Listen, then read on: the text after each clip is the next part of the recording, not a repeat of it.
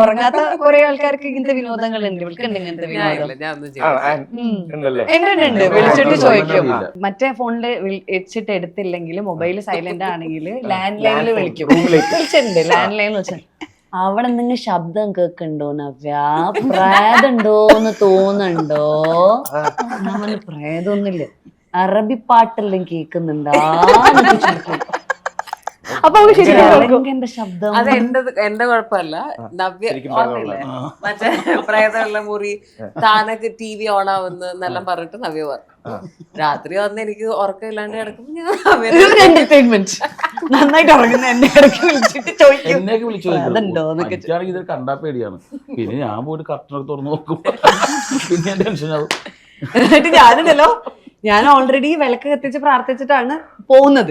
പക്ഷെ രാത്രിയിലും കത്തിക്കലായി. എന്നിട്ട് പകൽ വന്ന് കിടക്കുമ്പോഴും നമ്മള് രാത്രി വന്ന് കത്തിച്ചിട്ട് ഉറങ്ങുന്നതല്ല. വിഷ്ണു സഹസ്രനാമം, ലളിതാ സഹസ്രനാമം, ചന്ദനത്തിരി. നിനക്ക് സുഖമാണോ? ഞങ്ങളെല്ലാവരും അന്വേഷിക്കുന്നല്ലേ.